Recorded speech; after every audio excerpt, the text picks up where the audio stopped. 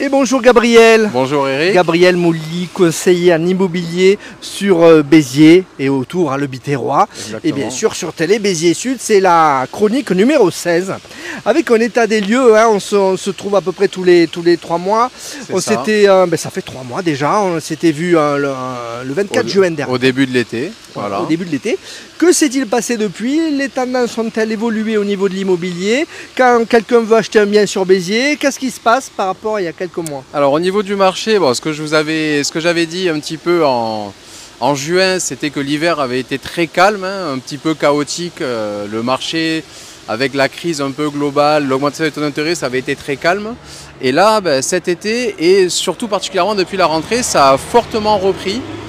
Donc cet été ça a été très actif, il y a eu beaucoup d'acquéreurs, y compris au mois d'août. Fortement, il y a le camion qui est passé, on a eu du bruit. Ah oui, donc je disais, voilà, le marché a bien repris cet été, notamment au mois d'août, qui est normalement un mois calme, il y a eu beaucoup d'acheteurs. Et là, cette rentrée est vraiment très très active, il y a à la fois des acheteurs et des vendeurs. C'est dû à quoi qu'il y ait une augmentation comme ça?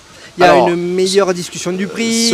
Selon moi, c'est parce qu'en fait, comme cet hiver, il ne s'est pas passé grand-chose, il y a beaucoup de gens qui ont retardé leurs projets immobiliers. C'est du timing quoi. C'est du timing, mais au bout d'un moment, les projets doivent quand même se faire. Et donc la retenue qu'on a eue cet hiver, finalement, on a un surplus d'activité pour compenser ce qu'on n'a pas fait cet hiver. Oui, les ventes doivent se faire de toute manière. Les ventes doivent se faire, les projets doivent avoir lieu. On peut les retenir 6 mois, 1 an, mais au bout d'un moment, les projets doivent se faire. Et là, maintenant, on rattrape un petit peu la baisse d'activité qu'on avait l'hiver dernier. Les prix, tu me disais, ça baisse pas forcément, mais il y a peut-être un peu plus de négociations. Effectivement, les prix, en tout cas, quand on regarde les prix affichés sur le marché biterrois, on se rend compte qu'ils n'ont pas vraiment baissé. Ils sont restés les mêmes que l'année dernière.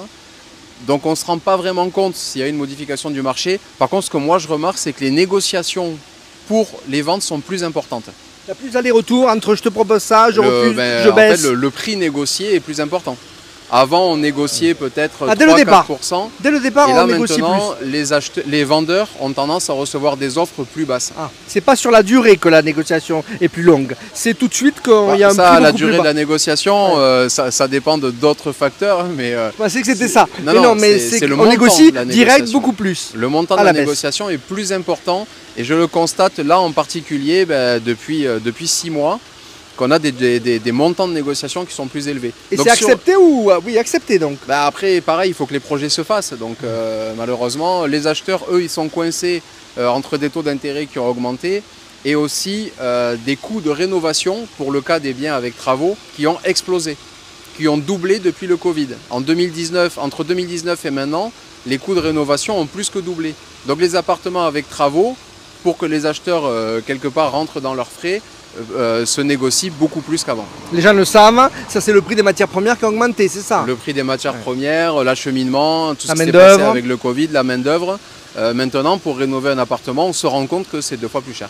Donc, même en le faisant soi-même, les matériaux coûtent plus cher. Alors en le faisant soi-même, évidemment, c'est toujours plus intéressant si on est capable de le faire, mais dans tous les cas, les matériaux coûtent beaucoup plus. D'accord.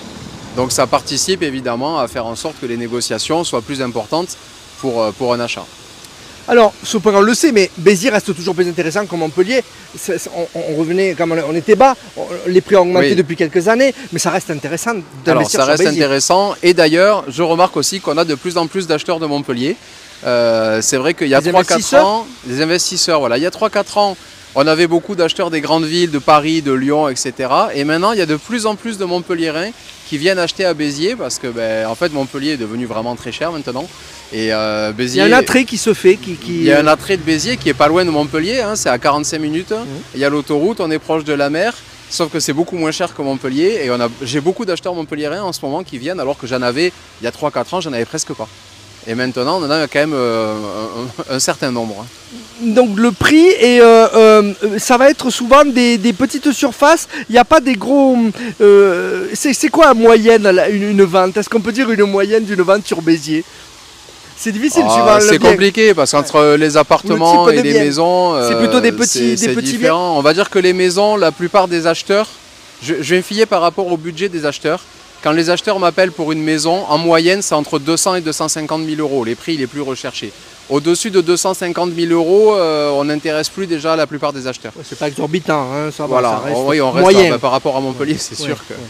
Et pour les appartements, on est sur du 150, 160, 170 000 euros. D'accord. Voilà, Merci. pour un T3, T4. Merci Gabriel. Est-ce qu'il y a des choses que tu pourrais, des petits conseils ou des petites remarques que tu pourrais dire à nos followers en ce moment? Est-ce que faire attention à certaines choses ou des conseils? Alors attention, non, voilà, bon, il faut savoir qu'on est malgré tout sur un marché qui est à la baisse, mais qui se redynamise. Donc marché baissier, c'est toi qui me l'as appris. Marché baissier, exactement. Donc s'il y avait des projets en attente, là c'est peut-être le moment de les lancer, parce que bon, on sait que voilà, l'hiver est toujours un peu plus calme. Mais là, en tout cas, on fait une très très bonne rentrée, donc c'est peut-être le moment de lancer les projets qui étaient en attente. Merci beaucoup Gabriel, et on se retrouve dans 2-3 mois, c'est ça? On va se retrouver dans 2 mois, je pense. Octobre, on fera novembre. un petit point en novembre. Merci beaucoup. Merci Eric.